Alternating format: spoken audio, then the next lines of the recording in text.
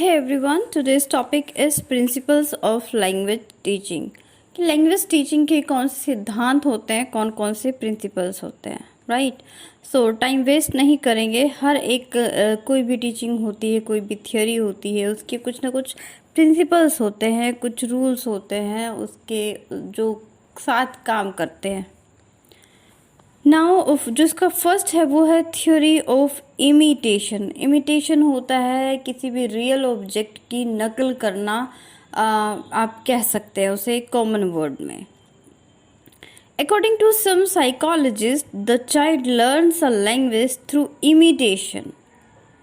No learner by himself invented a language. Imitation से language को सीखा जाता है, नकल करके सीखा जाता है, ऐसा बहुत सारे साइकोलॉजिस्ट ने बोला। और ये काफ़ी हद तक ठीक भी है, because a child born in a Hindu family he learn spiritual puja path this and that. कैसे? Due to imitation. बच्चा अभी फर्स्ट क्लास में है, उसको नहीं पता कि आरती कैसे होती है, आरती के वर्ड्स क्या है, लेकिन वो सीख जाता है। क्यों? Because of imitation. क्योंकि उसके घर में मॉर्निंग इवनिंग दोनों टाइम पे आरती होती है, पूजा पाठ होता है। Good speech is the result of the imitating good pronunciation and vocabulary. Imitation followed by intense practice helps in mastery of the language system. पहले नकल करके धीरे धीरे सीखना और उसके बाद उसके ऊपर मास्टरी कर लेना, उसके ऊपर एक तरह से विक्ट्री कर लेना किसी भी सब्जेक्ट कंसर्न के ऊपर, किसी भी लैंग्वेज के ऊपर। इसीलिए बोला जाता है कि जो एक टीचर है वो क्या होता है, अपने बच्चों के लिए एक रोल मॉडल होता है। Because if a teacher speak in a proper pronunciation and by proper gap in a systematic way और in a grammatically way, then the student learns the same thing, they imitate the same thing। इसीलिए एक teacher को हमेशा role model होना चाहिए by his or her dressing, his or her communication, his or her personality। In every aspect he or she have to be a role model। Next point is theory of exercise, जिसे practice नाम से भी जानते हैं। Exercise को आप लोग practice नाम से जानते होंगे।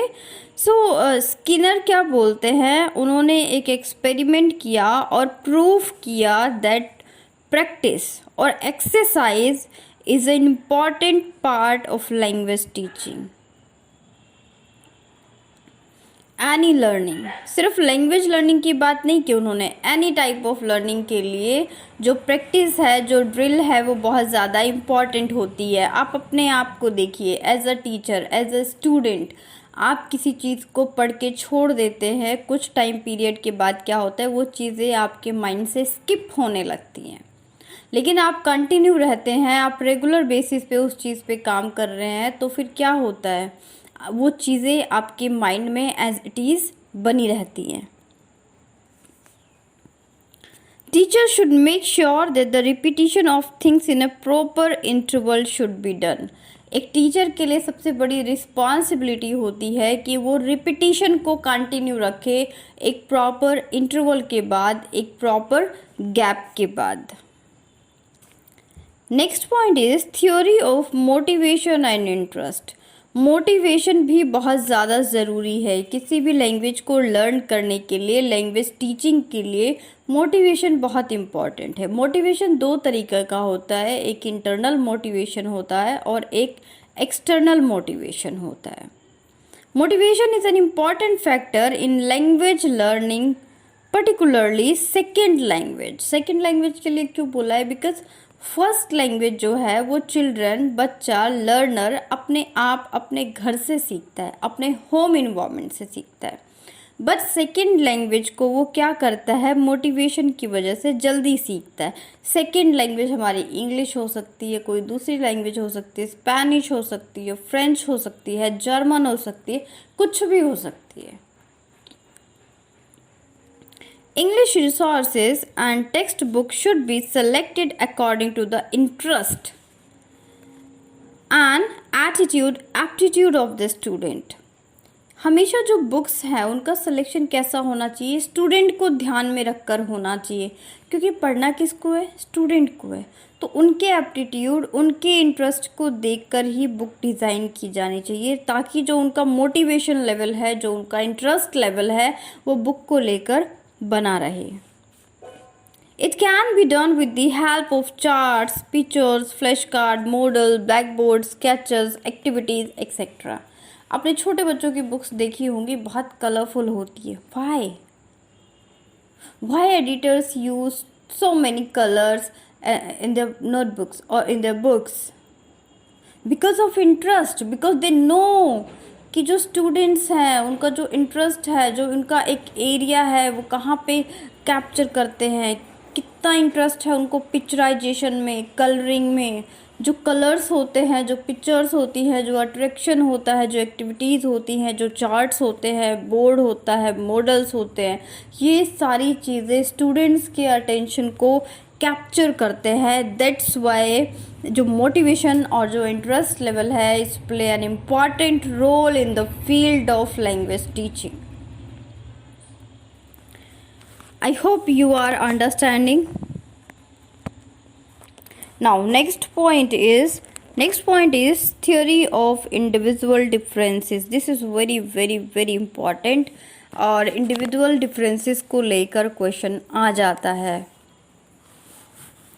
Every child is unique and different from each other in a language way, in a physical way, in a communicating way, in a studying way, learning way, expressing way। हर एक तरीके से एक बच्चा जो है, एक चाइल्ड जो है, वो यूनिक होता है, वो डिफरेंट होता है दूसरे बच्चे से। So stimulus needs to every learner will be different. तो उसको स्टिमुलस भी क्या होता है, अलग अलग देना होता है। Teaching has to be done by keeping a point on your mind of individual differences। एक स्टूडेंट को लेक्चर मेथड से समझ में आता है, तो ज़रूरी नहीं है क्लास में सभी स्टूडेंट्स को लेक्चर मेथड से समझ में आए। Sometimes you have to demonstrate the things and then present your lecture. This is called lecture cum demonstration method. Maybe you have to use activity method in your classroom. Sometimes you have to use storytelling method in your classroom. It shows that कि एक ही method से हर एक student को समझ में आना या उनकी अंडरस्टैंडिंग पावर का बनना it's not possible. Because of individual differences, every child is different from another child, so we can say that theory of individual differences is play an important role or is a major principle of language teaching। language teaching का एक major problem है ये।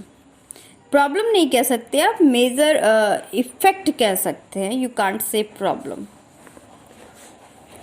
Point number 5 is correlation with the real life situation. The subject matter taught in the English language should relate it to the real life of the student. Of course, the study material, audiovisual aid also related to the child's life. जब जो content है, जो English should be practised in everyday situation. जब कोई भी चीज़ इंसान जो है अपनी लाइफ के साथ कनेक्ट कर पाता है, तो उससे उसका जो अटेंशन है, जो अटैचमेंट है, वो बहुत प्रॉपर बनता है। ठीक है, अटैचमेंट प्रॉपर बनता है, अट्रैक्शन प्रॉपर बनता है। क्यों? क्योंकि जो चीज़ें हैं, जो सीक्वेंसिंग है, वो उनको प्रॉपर तरीके से अपनी लाइफ के साथ कनेक्ट करने लगता है। क्या मतलब ऐसी लर्निंग का जो किताबों तक ख़त्म हो जाए। स्टूडेंट्स को आपने ट्रांसलेशन सिखाया, इफ़ ही और she is not able to speak in English, then what's the use of teaching like present continuous tense और past continuous tense. What's the use of it? उसको अपनी रियल लाइफ सिचुएशन में connect करना आए, जब कोई English में उससे बात करे तो वो उसका रिप्लाई कर सके। This is the use of the school level of learning in the real life of situation, right. तो ये एक इसका इम्पॉर्टेंट पार्ट हो जाता है। Next one is oral approach oral approach is an important principle of language teaching. Speech must precede reading and writing. Introduction to learner lesson begin orally as learning to speak. Because आप जानते होंगे कि हमेशा नहीं होता है कि आए और लिखना शुरू हो गया. नो. हमारे जो साइकोलॉजिकल माइंड है वो कैसे चलता है, पहले वो सुनता है उसके बाद वो बोलता है. इट मीन्स कि पहले लिसनिंग होती है, आफ्टर दैट स्पीकिंग होती है. Listening, speaking, right. उसके बाद क्या होता है? Reading and writing. These four are the basic skills of English language or any language. सुनना, बोलना, पढ़ना, लिखना, ये चार जो है हमारे ये सीक्वेंस से चलते हैं और अपने आप को एक पीक लेवल तक ले जाते हैं. So oral approach is very important in the field of language teaching because everyone has to know what the other person is saying and they have their own ideas to connect the oral approach or oral things with real life situation. Next point is mother tongue. Use of mother tongue is an important principle of language teaching.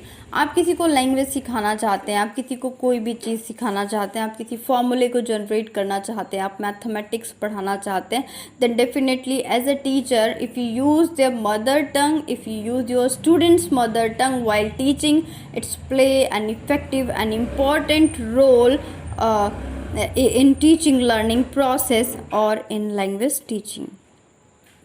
Some linguistics are against the use of mother tongue in teaching foreign languages. Yes, of course, few जो linguistics are there that they don't want to use local language in the field of any special language or in the foreign language or in English language. Why? Because they thought like if you speak another language or you use like mother tongue or native language, then definitely the vocabulary of English or vocabulary of foreign language may be sometimes a lackness places in it. That's why they not all the linguistic but some linguistic are against to use the local language or the mother tongue or the native language in the foreign languages as well as in English. They believe that mother tongue should be separately and justifiably. But later stages input from the targeted language in a simple graded manner can help to minimizing the influence of mother tongue. Mother tongue के influence को कम नहीं किया जा सकता, but yes mother tongue का use करना चाहिए. It's mandatory नहीं है, but if you want a better result then you have to use mother tongue to teach any language और to teach English language. But some scholars or some linguistics are against to use local language or to mother tongue because in every field some criticizers are there and some supporters are there. तो आप पे depend करता है कि आप किस तरीके से अपनी चीज़ों को डील करते हैं. क्रिटिसाइज़ करने वाले भी स्कॉलर्स बैठे हैं और उसके साथ डील करने वाले स्कॉलर्स भी बैठे हैं. Now in next point, exposure to the language, like theory of exposure to the language. Language should be provided with language familiar environment so that they could get maximum opportunity to listen and speak. Exposure भी होना चाहिए. Expose करना, express करना. अगर express करना ही नहीं होगा तो ना कोई सुनेगा ना कोई बोलेगा. एक्सप्रेस करने का प्लेटफॉर्म होना चाहिए, मिलना चाहिए. Environment can be created by ample use of language by the teacher or by the family members to performing a language clubs, display charts, audiovisual aids, or you can organize any debate, any type of competition, speaking competitions, random talk, तो इन सब चीज़ों के through जो language है उसको expose किया जा सकता है, जो स्टूडेंट हैं उनके स्पीकिंग वे को बढ़ाया जा सकता है। ये एक इसका मेजर और इम्पॉर्टेंट प्रिंसिपल है कि यूज़ करना, एक्सप्रेस करना, एक्सपोज करना किसी भी लैंग्वेज को। If you have learn anything, तो जब तक आप उसका यूज़ नहीं करेंगे, यू कांट से दैट कि आपको वो चीज़ कंफर्म हो गई है and you are confident on that particular topic, on that particular language. Now next is ratio and series. ये theory of ratio and series, और you can say the principle of ratio and series. Language has some basic skills. It is necessary that a teaching should be done in a such way child is able to learn the skills as listening, speaking, reading and writing. These are the four major skills. I'm repeating again. Listening, speaking, reading, writing. सुनना, बोलना, पढ़ना, लिखना, ये sequence से काम करता है. These all skills are correlated. Connection है इनका आपस में. जब तक किसी की लिसनिंग अच्छी नहीं होगी वो एक अच्छा स्पीकर नहीं बन सकता. जब तक किसी की रीडिंग अच्छी नहीं हो सकती, he can't right any effective article, anything in a effective way. तो चारों जो स्किल्स हैं ये एक दूसरे के साथ कोरिलेटेड हैं. आप कह सकते हैं एक दूसरे का हिस्सा है, एक दूसरे से एक दूसरे को सपोर्ट मिलता है, एक दूसरे को जस्टिफाई करते हैं, सपोर्टिव मैनर में खड़े रहते हैं. Teaching should be appropriate in all four language skills should be integrated. 4 language skills कौन कौन सी हैं ये क्वेश्चन पूछा जाता है. 4 लैंग्वेज स्किल्स हैं आपकी listening, speaking, reading and writing. This is very very important. ये क्वेश्चन DSSB टीचिंग एग्ज़ाम में पूछा जा चुका है कि सीक्वेंसिंग क्या होती है. And this question I think is repeated in super TET, in UP teaching exams. CTET, HTET और यूपी टेट में कई बार रिपीट हुआ है. So I am repeating again. 4 teaching skills are listening, speaking, reading and writing. Next is theory of child-centered learning. Child-centered learning is the basic, or you can say the central point of principle of language teaching or any teaching. Child-centered teaching. If you want to teach anything, if you want to teach any subject, any topic, then you have to make a center. And what's the center is? Center is your student, center is your children to whom you are teaching. Effort should be made to have a student centered class as far as possible. Student should be priority while teaching. वही main होना चाहिए, वही priority होना चाहिए. तो मिलेंगे next video में with new topic. Stay connected. Thank you.